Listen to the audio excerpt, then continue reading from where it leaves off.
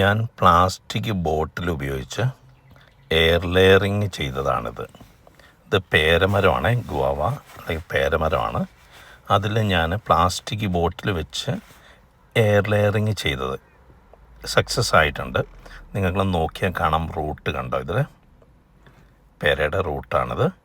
ഇത് ഞാൻ ഈ കുപ്പി മാറ്റി കാണിച്ചു തരാം. വളരെ ഈസി ആയിട്ട് നമുക്ക് ചെയ്യാവുന്നൊരു മെത്തേഡാണിത്. ഇതിൻ്റെ അകത്ത് ഞാൻ ഉപയോഗിച്ചിരിക്കുന്നത് ചകിരിച്ചോറാണ്. അതായത് ഒരു പ്ലാസ്റ്റിക്കിൻ്റെ ബോട്ടിലെടുക്കുക, അത് രണ്ടായിട്ട് കട്ട് ചെയ്യുക, എന്നിട്ട് അതിൻ്റെ അകത്ത് ചകിരിച്ചോറ് നിറച്ച് നമ്മൾ ഏത് ശിഖരത്തിലാണോ നമുക്ക് എയർ ലെയറിങ് ചെയ്യേണ്ടത് അതിൽ വെക്കുക. ഞാനിതിന് മുമ്പ് എയർ ലെയറിങ് ചെയ്യേണ്ട മെത്തേഡുകൾ എൻ്റെ വീഡിയോകളിൽ ഫേസ്ബുക്കിൽ ഞാൻ ഇട്ടിട്ടുണ്ട്. ഇത് നിങ്ങൾ നോക്കിക്കഴിഞ്ഞാൽ കാണാൻ പറ്റും നിങ്ങൾക്ക്. ഇതിൻ്റെ റൂട്ട് കണ്ട് എസ്റ്റാബ്ലിഷ്ഡ് ആയിട്ടുള്ള നല്ല സ്റ്റിഫായിട്ടുള്ള റൂട്ട്. 3-4 നമുക്ക് പൊടിഞ്ഞു പോയിട്ടുണ്ട്. നമ്മൾ ആ ബോട്ടിലിങ്ങനെ അതിൽ നിന്ന് ഡിസ്മാൻറ്റിൽ ചെയ്തപ്പോൾ പറിച്ചു മാറ്റിയപ്പോൾ നമുക്ക് കുറച്ച് വേരുകളൊക്കെ പൊടിഞ്ഞു പോയിട്ടുണ്ട്. അത് കുഴപ്പമില്ല. ഈ ഒരു റൂട്ടും മാത്രം മതി. 1-2 റൂട്ട് മോർ ദാൻ ഇനഫാണ് നമുക്കിത് പിടിക്കാൻ വേണ്ടിയിട്ട്. അപ്പോൾ നമുക്കിത് പ്രൂവണായി. നമുക്ക് ഈ എയർ ലെയറിങ് നമുക്ക് ചെയ്ത് കഴിഞ്ഞാൽ സക്സസ് ആകും എന്നുള്ളത് പ്രൂവണായി, തെളിയിക്കപ്പെട്ട് കഴിഞ്ഞു. അപ്പോൾ ഇത് ഒരു 100% സക്സസ് ആണോ എന്ന് ചോദിച്ചാലല്ല കേട്ടോ. കുറച്ചൊക്കെ നമുക്ക് കിട്ടും. എന്നാലും നമ്മളൊരു 10 ചെയ്തിട്ട് നമുക്കൊരു 3 കിട്ടിയാൽ പോലും നമുക്ക് ലാഭമാണ്. ഇനി ഇത് ഞാൻ നടാൻ പോകുന്ന രീതിയാണ് നിങ്ങളെ കാണിക്കുന്നത്. ഇത് മണ്ണ്, ഇപ്പം നമ്മുടെ പറമ്പിൽ തന്നെയുള്ള മണ്ണാണ് ഞാൻ എടുക്കുന്നത്.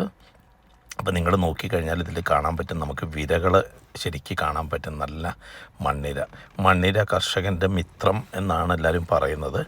രാസവളം ഉപയോഗിച്ചിട്ട് നമ്മളിങ്ങനെ നോക്കുവാണെങ്കിൽ ഇതിൻ്റെ അകത്ത് നമുക്ക് ഒരു വേംസിനെയും കാണാൻ കിട്ടില്ല. അതാണ് നമ്മൾ ജൈവവളവും രാസവളവും ഉപയോഗിച്ചാലുള്ള വ്യത്യാസം.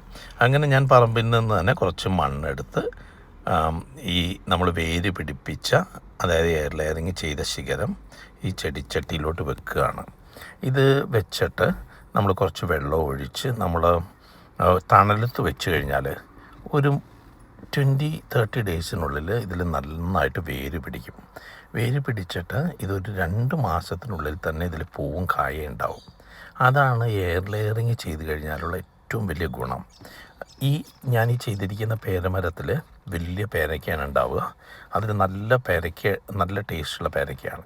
അപ്പോൾ അങ്ങനത്തെ ഒരു പ്ലാന്റ് നമ്മൾ പുറത്ത് പോയി മേടിക്കാൻ ഇനി നമുക്ക് പറ്റുക എന്ന് പറയുന്നത് ഇത്തിരി ബുദ്ധിമുട്ടാണ്. ഈ കറക്റ്റ് സ്പെക്കുള്ള കറക്റ്റ് സൈസും ടൈപ്പും ഉള്ളത് ഒരെണ്ണം പോയി മേടിക്കുക എന്നുള്ളത് കുറച്ച് ബുദ്ധിമുട്ടല്ലേ. അപ്പോൾ അതിനാണ് ഈ എയർ ലെയറിങ് നമുക്ക് യൂസ്ഫുള്ളായിട്ട് വരുന്നത്. അപ്പോൾ നമ്മളിത് പ്രൂവൺ ആയിട്ടുള്ള ഒരു ചെടിയാണ്. പ്ലാന്റിൽ നിന്ന് തന്നെ ഇങ്ങനെ നമ്മൾ എയർ ലെയറിങ് ചെയ്യുമ്പോൾ അതിൻ്റെ